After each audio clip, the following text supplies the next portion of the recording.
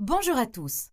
Vous vous sentez parfois submergé par toutes les options qui s'offrent à vous dans la vie? Travail, invitation, projet, choix de carrière? Ce n'est pas que vous en faites trop, c'est que vous dites oui aux mauvaises choses. Voici donc 15 règles efficaces tirées du livre Comment décider, oui ou non de Derek Sivers. Ces règles vous aideront à gagner du temps, à éviter le surmenage et à faire de la place pour ce qui compte vraiment. Règle numéro 1, si vous ne vous sentez pas enthousiaste, dites non. La vie vous offre chaque jour 1000 choix. Travail, projet, invitation, opportunité. Au début, c'est excitant. Après tout, avoir des options à l'infini, c'est génial, non? Mais la plupart d'entre elles, elles sont juste bof. Elles ne suscitent pas vraiment d'enthousiasme. Elles ne font pas battre votre cœur plus fort ni briller vos yeux. Et voici le piège. Si vous continuez à dire oui à ces choix, votre agenda se remplit rapidement. Petit à petit, votre énergie s'épuise sans que vous vous en rendiez compte. Et quand une occasion en or se présente, vous êtes déjà trop occupé, trop fatigué pour dire oui. Derek déclare « La plupart d'entre nous menons une vie médiocre. Nous avons dit oui à des choses qui ne nous intéressaient pas vraiment. » Il ajoute « La solution est de dire oui à moins de choses. Si vous ne dites pas « oui, ce serait génial », dites « non ». Cela semble simple, mais ça fonctionne à merveille, car une fois que vous avez fait le tri, vous créez de l'espace pour ce qui compte vraiment. Les choses qui vous passionnent, les projets qui méritent toute votre attention, la vie que vous voulez vraiment vivre. Utilisez donc cette règle comme une boussole. Et n'oubliez pas, chaque bof auquel vous dites non vous permet de faire plus de place pour votre oui, carrément. Règle numéro 2. Dites non à tout le reste.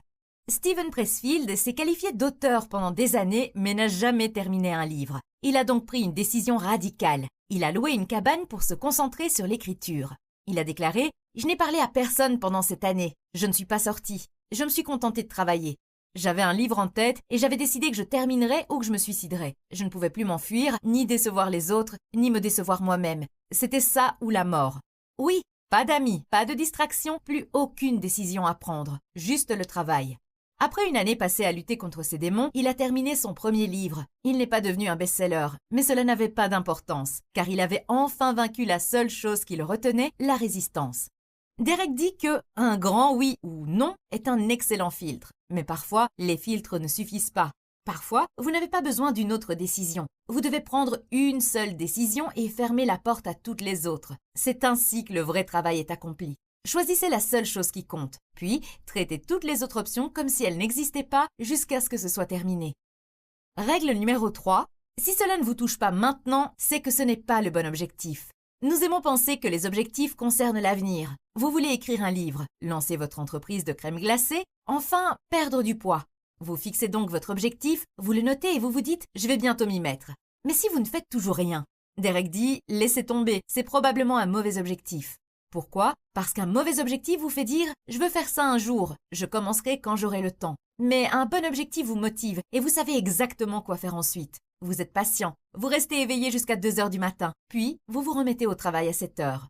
Trouvez la version qui vous pousse à passer à l'action et non celle qui vous fait rêver de le faire plus tard. Maintenant, faisons une auto-évaluation. Regardez votre liste. Quel objectif vous motive aujourd'hui? Celui qui vaut la peine d'être conservé. C'est un objectif avec un grand oui. Règle numéro 4. Ne soyez pas un âne. Imaginez un instant un âne affamé et assoiffé et coincé entre deux choix. Du foin d'un côté, de l'eau de l'autre. Il hésite sans cesse. À gauche, à droite, puis à nouveau à gauche jusqu'à mourir de faim. Il aurait pu choisir l'un ou l'autre et tout se serait bien passé, mais vouloir les deux à la fois l'a laissé sans rien. Cela semble ridicule, mais nous faisons la même chose. Nous poursuivons 5 objectifs à la fois. Créer une entreprise, se mettre en forme, apprendre la guitare, voyager à travers le monde, écrire un livre. Et nous pensons que nous en faisons beaucoup. Mais la plupart du temps, nous ne faisons que passer d'une chose à l'autre. Nous commençons, nous arrêtons, nous recommençons, jusqu'à ce que nous soyons épuisés et fatigués sans avoir rien terminé. La leçon à retenir ici est simple. Si vous essayez de tout faire en même temps, vous ne terminerez rien. Le multitâche semble intelligent, comme si vous étiez productif, mais la plupart du temps, cela ne fait que vous ralentir. Votre cerveau se fatigue, votre concentration se disperse et rien n'est approfondi. Derek dit qu'il n'est pas nécessaire de réaliser tous vos rêves cette semaine. Il suffit de bien faire une chose, puis de passer à la suivante. Non, il ne s'agit pas d'abandonner vos idées, il s'agit de timing. Vous pouvez toujours faire toutes ces choses, mais pas tout en même temps. Voici la solution. Choisissez une chose, une seule, celle qui vous semble la plus importante à l'heure actuelle. Mettez les autres en attente, pas pour toujours, juste pour l'instant. Faites une liste plus tard. Notez les choses que vous voulez faire ensuite. De cette façon, votre cerveau sait qu'elles sont en sécurité. Vous n'oublierez pas. Ensuite, concentrez-vous sur celle qui compte le plus. Et quand vous aurez terminé, passez à la suivante. C'est ainsi que vous cesserez d'être l'âne. Règle numéro 5. Inclinez votre rétroviseur. Derek partage une anecdote de conduite qui m'a vraiment marqué. Il roulait sur une route de montagne sinueuse avec des virages serrés et des falaises. Ce n'était pas une course, juste une conduite prudente. Mais ensuite sont arrivés les conducteurs qui le suivaient de trop près. Des voitures qui roulaient près de lui, faisant des appels de phare. Il ne faisait rien de mal, mais soudain, il s'est senti anxieux, poussé à accélérer. Puis, il a fait quelque chose de simple. Il a incliné le rétroviseur vers le haut. Il ne pouvait plus les voir, et le stress avait disparu. Même route, même vitesse, mais cette fois, il se sentait plus calme. Ce petit changement a tout changé. Vous voyez, une grande partie de notre stress ne vient pas de ce que nous faisons, il vient de ceux que nous observons. Tout va bien jusqu'à ce que nous voyions quelqu'un d'autre nous rattraper. Quelqu'un de notre âge achète une maison, lance un produit, gagne des millions, et nous paniquons. Je suis à la traîne. Mais c'est une illusion. Leur vitesse n'est pas la vôtre. Leurs objectifs ne sont pas les vôtres. Vous n'êtes pas sur la même route. Vous ne conduisez même pas la même voiture. Lorsque nous laissons les autres définir notre rythme, nous oublions ce que nous voulons réellement. Parfois, la décision la plus saine n'est pas de redoubler d'efforts, c'est d'incliner le miroir et d'arrêter de regarder. Règle numéro 6, déconnectez-vous. Les moments les plus heureux, les plus créatifs et les plus productifs de la vie de Derek avaient tous un point en commun, être complètement déconnecté. Pas d'internet, pas de télévision, pas de téléphone, pas de monde, juste le silence et l'espace pour créer. À 22 ans, il a quitté son emploi et a passé 5 mois seul près d'une plage. Pas de bruit extérieur, juste s'entraîner, écrire, enregistrer, faire de l'exercice et apprendre. Le résultat, il a écrit et enregistré 50 chansons, lu 20 livres et atteint la meilleure forme physique de sa vie. Plus tard, il a renouvelé l'expérience dans une cabane isolée dans une forêt du nord de l'État de New York. C'est là qu'il a lancé CD Baby, une boutique de musique en ligne qu'il a créée pour aider les petits musiciens indépendants à vendre leurs chansons sans avoir besoin d'une grande maison de disques. En 2008, il l'a vendue pour 22 millions de dollars. Derek dit « Le silence est une excellente toile de fond pour vos pensées. Cet espace calme vous aide à transformer toutes vos entrées en sorties. L'absence d'interruption vous aide à vous laisser aller.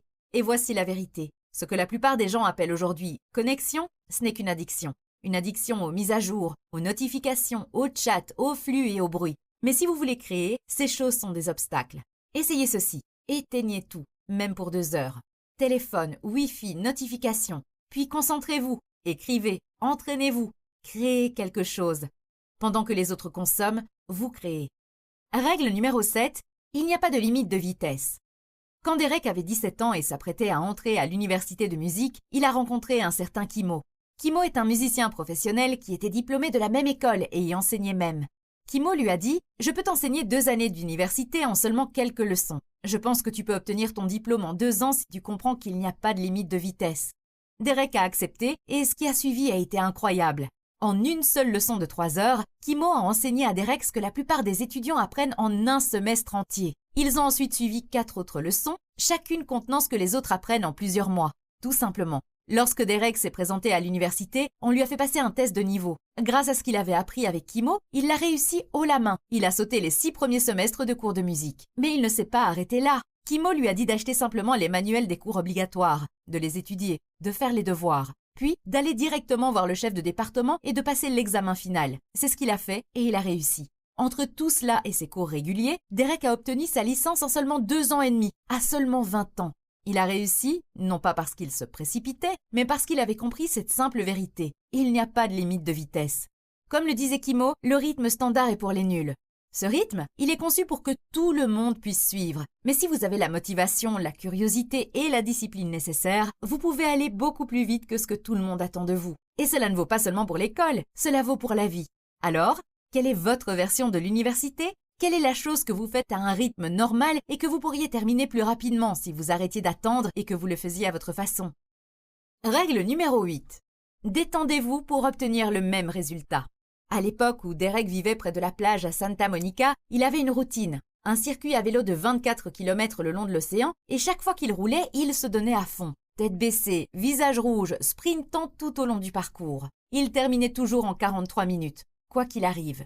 Mais au bout d'un certain temps, il ne prenait plus plaisir à rouler. Il trouvait cela simplement fatigant. Alors un jour, il a essayé quelque chose de nouveau. Même parcours, même distance. Mais cette fois-ci, il a pris son temps, sans se presser, en pédalant à moitié moins fort que d'habitude. Et que s'est-il passé? Il a apprécié sa balade. Il a vu des dauphins, un pélican a volé au-dessus de sa tête et lui a même fait caca dans la bouche. Dégoûtant, mais mémorable. Il a ri et a terminé détendu, souriant, puis il a regardé l'heure, 45 minutes. Seulement 2 minutes de plus. C'est là qu'il a compris. Tout ce stress, toute cette tension ne lui apportait qu'une amélioration de 4% et lui coûtait le plaisir et la tranquillité de rouler. Et maintenant, chaque fois qu'il se rend compte qu'il en fait trop, qu'il se met trop de pression ou qu'il est trop stressé, il réduit son effort de 50%. Et les choses continuent d'avancer, tout aussi bien, tout aussi vite. Essayez ceci. Lors de votre prochaine tâche, relâchez la pression. Ne serrez pas les dents. Vous obtiendrez peut-être le même résultat sans vous épuiser. Règle numéro 9. Vous n'avez pas besoin d'un cadre idéal pour vous lancer. Derek pensait avoir trouvé l'évasion parfaite. Après des vacances bruyantes en famille, il n'avait qu'une envie, le silence. Il a donc réservé un séjour dans un monastère où vivaient des moines silencieux. Parfait, n'est-ce pas? Mais à son arrivée, les moines ont parlé. Au dîner, la salle à manger était remplie de touristes bavards. Il y avait même un homme bruyant qui n'arrêtait pas de parler, ruinant le moment de calme que Derek espérait. Le lendemain matin, la situation a empiré. Le même homme avait d'autres questions à poser. C'en était trop pour Derek. Il a fait ses valises et est parti, sans drame, en laissant simplement une note de remerciement poli. Il s'est retrouvé dans un hôtel calme, choisi au hasard. C'était la basse saison, donc l'hôtel était presque vide, exactement ce dont il avait besoin. Voici une réflexion plus profonde. Nous recherchons souvent le cadre idéal pour atteindre un objectif, comme aller en Inde pour trouver la paix ou en Thaïlande pour méditer. Mais vous n'avez pas besoin d'un monastère pour être silencieux. Vous n'avez pas besoin d'un billet d'avion pour commencer. Derek a réalisé que le silence, l'apprentissage et la croissance apparaissent souvent dans des endroits inattendus.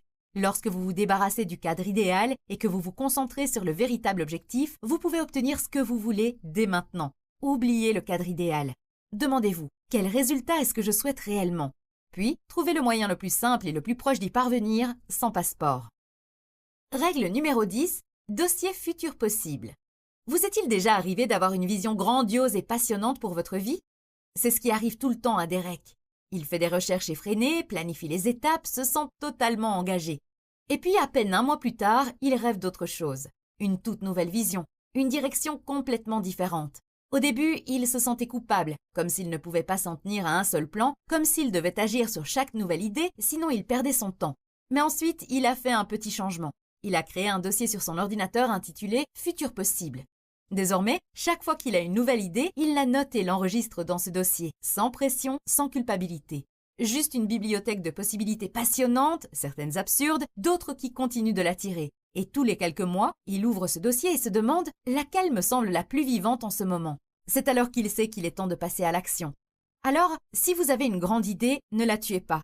Rangez-la simplement dans votre dossier Futur possible et laissez-la attendre son heure. Règle numéro 11. Qu'est-ce que vous détestez ne pas faire? La plupart d'entre nous essayons de trouver notre voie en nous posant les questions suivantes. Qu'est-ce que j'aime? Ou qu'est-ce qui me rend heureux? Mais ces questions mènent souvent à une longue liste confuse et les choses les plus importantes ne sont pas toujours celles qui nous semblent les plus amusantes sur le moment. Derek a donc inversé la question. Au lieu de vous demander ce que vous aimez faire, demandez-vous qu'est-ce que vous détestez ne pas faire? Qu'est-ce qui vous rend inquiet, vous déstabilise ou vous laisse un peu vide lorsque vous ne le faites pas pendant longtemps? Peut-être est-ce l'écriture, ou le sport, ou une petite entreprise, un projet qui vous passionne, ou même un outil qui aide les gens. Cette question à double négation est souvent plus claire, car la douleur de ne pas le faire révèle à quel point c'est important. La prochaine fois que vous ne savez pas ce qui vaut la peine que vous y consacriez du temps, ne vous demandez pas seulement ce qui vous procure du plaisir. Demandez-vous plutôt qu'est-ce qui vous fait souffrir lorsque vous ne le faites pas. Car ce que vous détestez ne pas faire pourrait bien être exactement ce que vous êtes censé continuer à faire. Règle numéro 12. Et si vous n'aviez pas besoin d'argent ni d'attention? Vous connaissez cette sensation après un copieux repas. Vous êtes tellement rassasié que vous ne voulez plus rien d'autre. Derek demande, et si vous étiez déjà si riche que vous n'aviez plus besoin de rien d'autre, que feriez-vous alors? Cette question le hantait, et elle m'a également frappé, car la plupart d'entre nous ne réalisent pas à quel point l'argent et l'attention influencent nos vies. Nous acceptons des projets qui ne nous enthousiasment pas. Nous acceptons un emploi pour le salaire ou parce qu'il semble prometteur, et non parce qu'il nous apporte de la joie. Mais si vous n'aviez besoin de rien de tout cela, que feriez-vous? Pas de course au statut social, pas de lutte pour survivre, pas besoin d'impressionner qui que ce soit, juste vous. Que feriez-vous après le repos, la plage et les matins paresseux? C'est votre boussole. Ce que vous feriez même si personne ne vous applaudissait. Posez-vous cette question. Si j'avais 100 millions de dollars et que personne ne me regardait, qu'est-ce que je voudrais encore faire au réveil? Tout ce qui passe ce filtre, c'est votre grand oui. Règle numéro 13, vos actions révèlent vos véritables valeurs. Derek a un jour dit à son coach qu'il voulait vraiment créer sa nouvelle entreprise. Son coach lui a répondu « Non, ce n'est pas vrai ». Derek a répondu que c'était important, mais le coach lui a rétorqué « Ce n'est pas parce que tu le dis que c'est vrai ». Il a souligné que Derek parlait de cette entreprise depuis 2008, mais qu'il ne l'avait jamais lancée. Il a ajouté que Derek l'aurait déjà fait s'il le voulait vraiment. Mais en observant sa vie, la façon dont Derek passait son temps, une chose était claire. Il préférait apprendre, écrire et jouer avec son enfant. Et tout à coup, il a compris. Derek a réalisé qu'il se mentait à lui-même. Il ne voulait pas vraiment réaliser son rêve de créer une start-up, il voulait la vie calme et créative qu'il avait déjà. Et voici la vérité brutale selon les mots du coach. Peu importe ce que tu dis, tes actions révèlent la vérité. Nous disons que nous voulons être en forme, créer une entreprise, quitter notre travail, mais si nous ne faisons rien pour y parvenir, ce n'est pas vraiment une priorité. Voici donc le défi à relever. Arrêtez de vous mentir à vous-même ou commencez à faire ce qui vous tient vraiment à cœur. Maintenant, examinez votre semaine. Où sont passés votre temps et votre énergie? C'est ce qui vous tient vraiment à cœur. Alors posez-vous la question. Vos actions correspondent-elles à la vie que vous dites vouloir mener? Règle numéro 14. Pensez comme un médaillé de bronze. Derek parle du podium olympique. 3 athlètes, 3 médailles. L'or est heureux, sans surprise. L'argent, moins. Il était si près de la victoire et a raté l'or. Mais le bronze, il sourit jusqu'aux oreilles. Ils sont simplement heureux d'être là. Ils ne pensent pas qu'ils ont raté, ils célèbrent le fait d'avoir quand même réussi. Ce simple changement de mentalité fait une énorme différence. La réflexion de Derek est profonde mais simple. Ce n'est pas seulement ce qui vous arrive, c'est la façon dont vous le percevez. Le médaillé d'argent se compare aux autres et se sent frustré. Le médaillé de bronze se compare à ceux qui sont moins bien classés et se sent chanceux. Savez-vous que nous faisons la même chose dans la vie? Vous atteignez un objectif, mais vous voyez ensuite quelqu'un qui fait mieux. Vous avez l'impression que ce que vous avez fait n'est pas suffisant. C'est la mentalité de la médaille d'argent. Mais la mentalité de la médaille de bronze, c'est là que réside la joie. C'est lorsque vous faites une pause et vous vous dites « Waouh, j'ai réussi à surmonter ça », ce qui cadre la comparaison. C'est ça qui détermine si vous vous sentez fier ou vaincu. Alors chaque fois que vous avez l'impression de prendre du retard, prenez du recul. Regardez où vous en étiez il y a 6 mois. Énumérez 3 victoires, grandes ou petites, que vous avez remportées depuis. C'est la pensée du bronze, la gratitude plutôt que la comparaison. Vous vous sentirez mieux que si vous essayez toujours d'être le numéro 1. Règle numéro 15, tout est de ma faute. Derek avait l'habitude de se mettre en colère lorsque les gens lui mentaient, le décevaient ou disparaissaient sans crier gare. Il disait « Ils m'ont menti, ils m'ont fait du mal », puis ils sont partis. Mais un jour, il a changé d'approche. Au lieu de blâmer les autres, il s'est demandé « Et si c'était ma faute ?» Et s'il avait créé un environnement où mentir semblait plus sûr que d'être honnête? Et s'il pensait qu'ils étaient méchants alors qu'en réalité, ils étaient simplement incertains, mal à l'aise ou essayaient d'éviter les conflits? Et s'il avait rendu la fuite plus facile que la communication? Cela semble lourd, mais pour Derek, cela a été libérateur. Pourquoi? Parce que prendre l'entière responsabilité vous redonne le contrôle. Lorsque vous pardonnez à quelqu'un, vous continuez à croire qu'il vous a fait du tort. Mais lorsque vous dites « c'est ma faute », vous n'êtes plus une victime. C'est vous qui avez commis l'erreur, et c'est vous qui pouvez en tirer des leçons. C'est ça le vrai pouvoir. Plus de reproches, juste la responsabilité et la croissance. Comme le dit Derek, peut-être que vous préférez le mot responsabilité à faute, mais l'idée est la même. Alors, bon, récapitulons rapidement ces 15 règles. 1. Si ce n'est pas un grand oui, dites non, car dire oui aux mauvaises choses vous empêche de vous épanouir. 2. Faites une chose et dites non à tout le reste. 3. Les grands objectifs vous poussent à agir aujourd'hui. Si votre objectif ne vous motive pas maintenant, ce n'est pas le bon. 4. Ne soyez pas un âne. Choisissez une chose, terminez-la, puis passez à la suivante. 5. Inclinez votre rétroviseur. Ignorez les autres pendant que vous roulez sur votre propre voie. 6. Déconnectez-vous. Vous pouvez en faire plus lorsque vous êtes déconnecté. 7. Il n'y a pas de limite de vitesse. Vous pouvez aller plus vite que le rythme normal créé pour tout le monde. 8. Détendez-vous pour obtenir le même résultat. Si vous vous précipitez, vous serez stressé. 9. Oubliez le cadre idéal. Vous n'avez pas besoin d'un endroit chic pour commencer. Commencez simplement là où vous êtes. 10. Créez un dossier futur possible. C'est votre liste pour plus tard. 11. Qu'est-ce que vous détestez ne pas faire? Faites-le, c'est votre grand oui. 12. Si vous n'aviez pas besoin d'argent ou d'éloges, que feriez-vous? 13. Ce sont vos actions qui révèlent vos vraies valeurs, pas ce que vous dites vouloir faire. 14. Pensez comme un médaillé de bronze, appréciez le chemin que vous avez parcouru au lieu de comparer ceux qui sont devant vous. 15. Si quelque chose arrive, ne blâmez personne, tout est de votre responsabilité. Parmi ces 15 règles, déconnectez-vous est la meilleure pour commencer, car une fois que vous vous sentez déconnecté, vous aurez enfin la clarté nécessaire pour trouver votre véritable grand oui. Et vous déconnecter vous aidera également à vous concentrer sur votre chose principale.